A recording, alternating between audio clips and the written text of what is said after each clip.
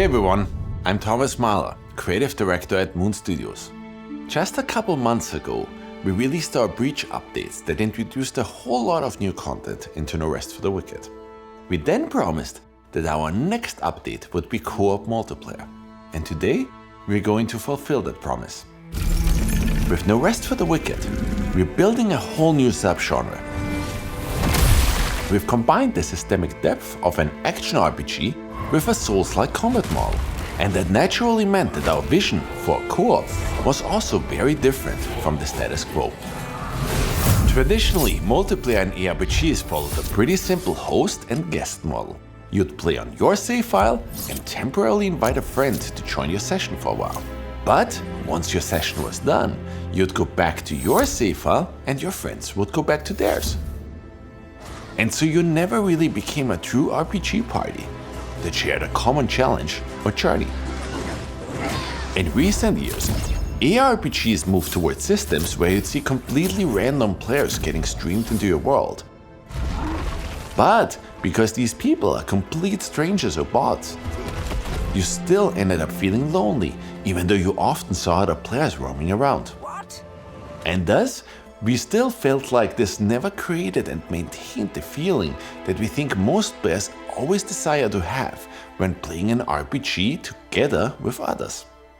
On the MMORPG side, community and clans have always been much more important aspects because you finally shared an entire world with others, not just a single person's save file. But when you're playing alongside thousands of people on the same server, no single interaction can ever truly feel meaningful, and so it always ended up feeling like just being in a theme park together. And then we have all the Souls-likes. Their combat models introduced never-before-seen depth to the genre. And in terms of multiplayer, you could summon random players to help you defeat a particularly difficult boss. But once the boss battle was over, those players immediately got kicked out of your game. Once again, you never got that feeling of actually being on a journey together. With Wicked, our goal was to combine the best aspects of ARPGs with the best aspects of MMORPGs in order to create the most immersive multiplayer experience possible. We believe that what players really want is a multiplayer experience where you form an actual fellowship with your friends and family, one that brings back the magical feeling of playing your very first D&D campaign. So, instead of everyone playing their own games, you're now all playing one game, together.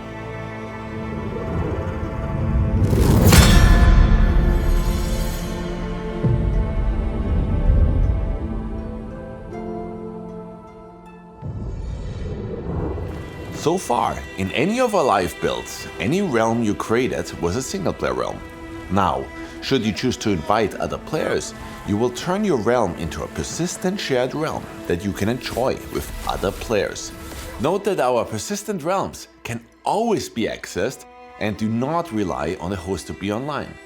So even if your friends are not currently playing, you can still always hop back in for some looting and leveling into the world you're now sharing.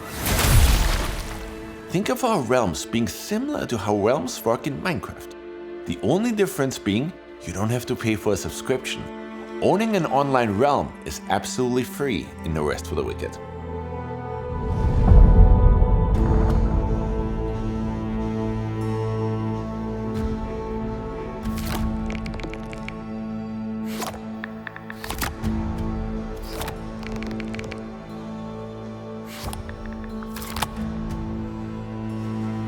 I wanted to play with Patrick, so I simply selected him from my Steam friends list and sent him an invite. You'll be able to invite up to 3 other players to your realm, for a total of 4 players per realm.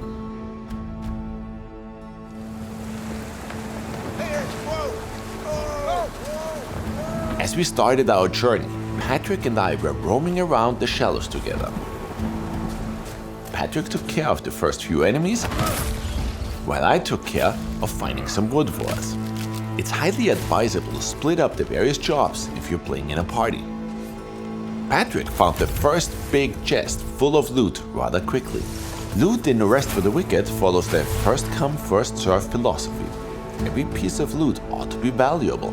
and we want to see players always thinking about members of their party and be highly encouraged to share whatever they might find. I already found a weapon before, and now I had two, but Patrick hadn't found one yet.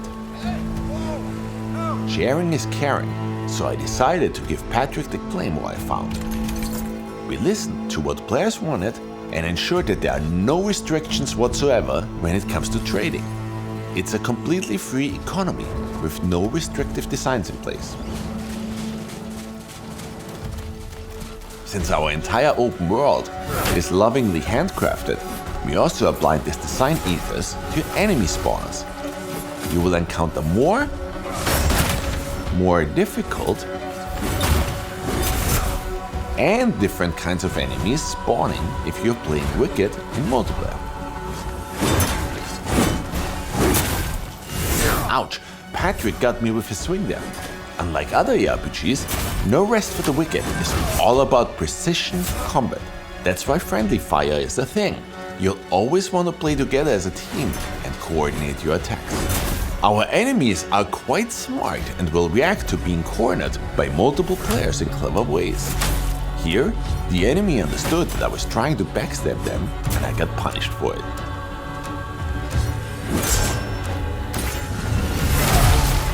When you fall in battle and another player is around, they get a chance to resurrect you. Resurrecting other players will drain your own health though, so tread lightly. Since Patrick decided to use his claymore, I decided that going for a bow-based build might make sense.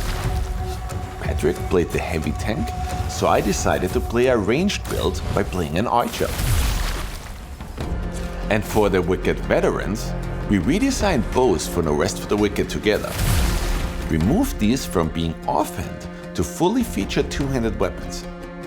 Firing an arrow now is as simple as pressing the attack button, and similar to our melee weapons, every single bow now comes with a completely unique moveset. Around this point, I noticed that Patrick snatched most of the loot from me. And well, I might have overreacted. After Patrick and I put aside our differences, we were ready to engage in our first boss fight together. At this point, Corey decided to join our little group.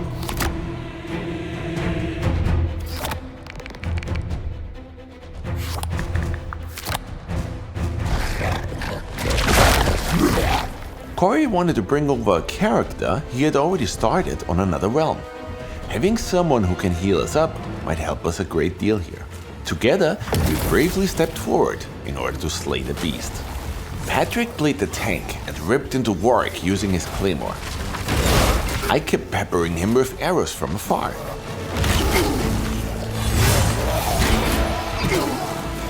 Since Corey already had a heal aura spell, whenever we needed healing, we just cozied up right next to him and had him heal the entire group.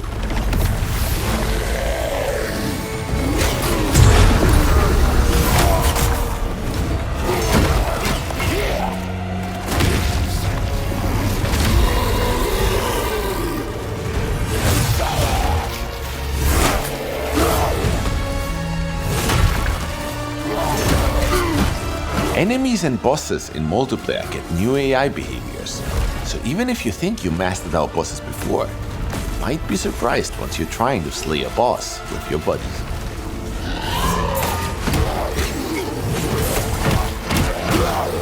And after all that, Warwick turned into mincemeat pretty quickly. We prevailed by playing together as a team, each of us playing to their own individual strengths.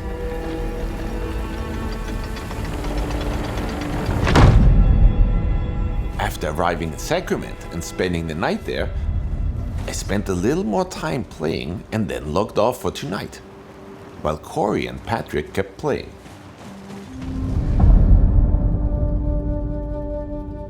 The next morning, I decided to hop back into Wicked. The first thing you should do when you jump back into a realm is to quickly check out what kind of progress your friends made. Apparently, they already upgraded some of our vendors. We changed the way vendors work recently. Instead of selling pre-configured items, they're now selling different items every day. Another new feature we're introducing is the Compendium. This is basically like an in-game wiki. We're planning to add more features to this in the future, including an index of items and a bestiary of enemies. For now, the Compendium lets you revisit any tutorial you want, and it allows you to rewatch all story sequences from quests you might have missed.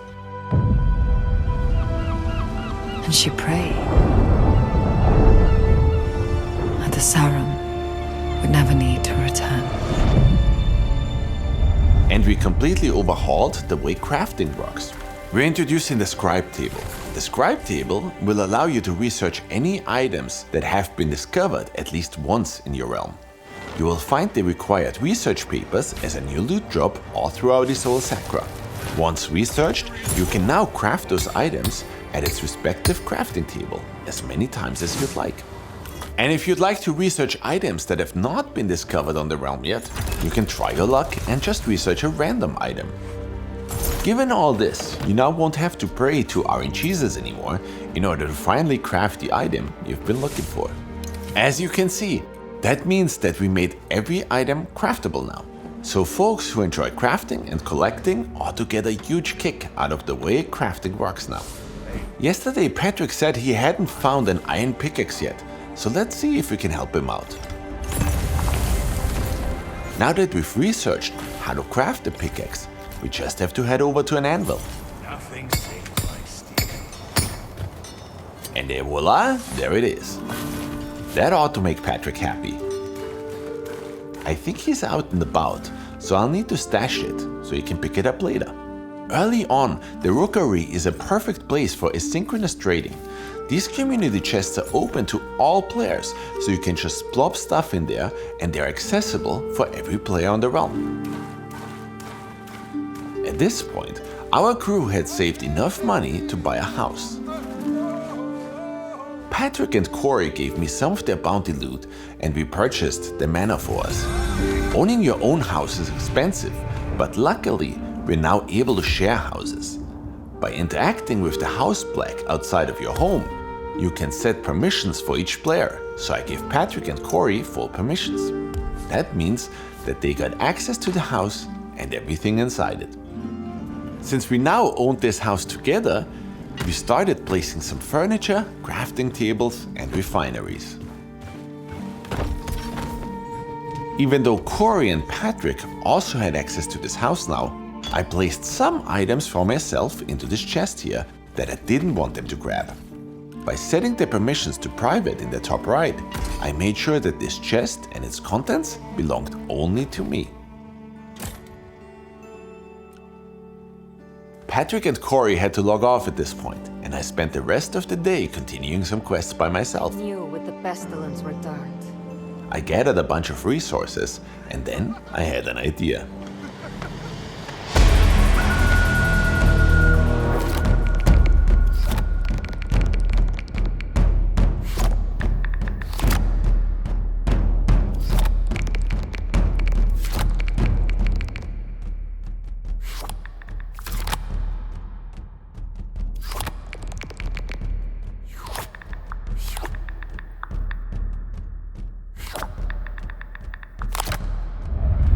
Hey folks, I'm Patrick from Moon's tech team.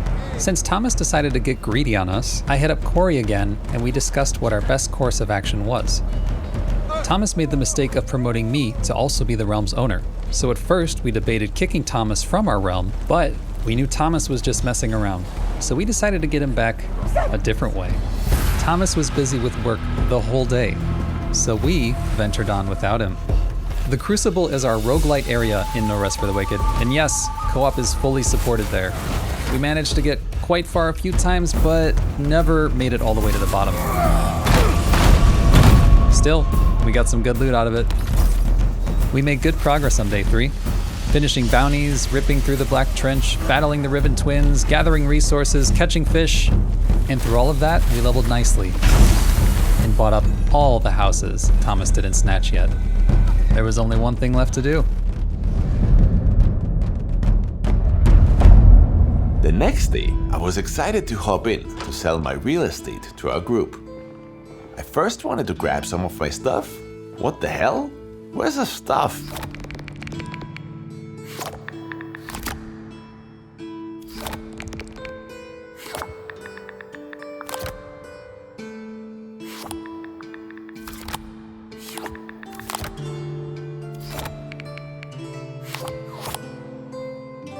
Sad to say, my little plan to become a real estate mogul didn't quite succeed, but it was incredibly fun to share a world together. Now, we know many of you are incredibly excited to finally play No Rest for the Wicked with your friends, but some of you will also be wondering, but what has changed for single player? Short answer, a lot. So let's dive into all the new systems and improvements we've made since our last update.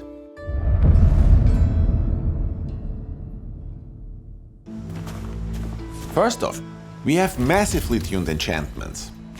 There are all new enchantments to discover that give you even more variety to build your class. On top of that, we have changed the way enchantments roll on your items. Higher level items will now get better rolls on enchantments. And the higher your item's level is, the more enchantments will now be applied to your items. We've also added critical damage on weapons. Every weapon now has a random roll on how likely it'll deal a bunch of crit damage. So every now and then, you'll now get that satisfying crunch of dealing crit damage to enemies in order to create a real bloodbath. We're also introducing facets. Facets are unique characteristics that might roll on your weapons now. In this case here, we found two weapons of the same type, but since they came with different facets, they have different stats from one another. We also limited the amount of times you can re-roll enchantments on your items. It was a little too easy breezy to get your perfect gear on our Breach Refined update, so this should help to make really good rolls feel even more valuable. Socketing gems into your gear will now give you fixed values instead of a random roll range, so that you never get randomly unlucky anymore when you socket the gem.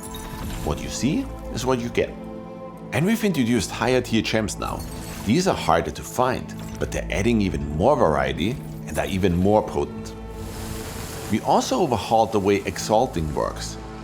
You can think of exalting as the prestige upgrade for items. The point where an item is fully built and you're pushing it beyond what's normally possible. But before you can exalt anything, the item has to be complete. Maximum upgrades applied, maximum gem slots filled, maximum enchantments added. When it meets all those conditions, you can exalt the item. So what does exalting actually do? Each time you exalt an item, one of its enchantments or gems is selected at random and its value is boosted by a whopping 50%. The same slot can be chosen more than once. So if you get lucky and your main damage enchantment gets hit 2 or 3 times, that's when items start to become really special, really build defining, and really yours. For the backstab enthusiasts amongst you, not all enemies were backstabbable before, but now they are. Do be careful though, because they won't make it easy. We are also starting to introduce more offhand items. And we're starting with quivers. We already said before that we drastically changed the way bows work. Let's see it in action. The projectiles you fire with your bow will drastically change based on which quiver you have equipped. We're introducing a whole slew of them.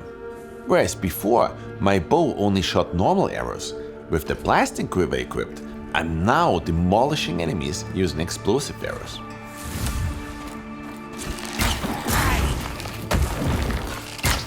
And we heard that some of you were looking for even more challenge, so in the hardest difficulty, prepare to face even more enemies than ever before. And these are just a handful of the systemic changes we made to No Rest for the Wicked since our last update. There are plenty more changes that ought to make Wicked deeper and more satisfying than ever before.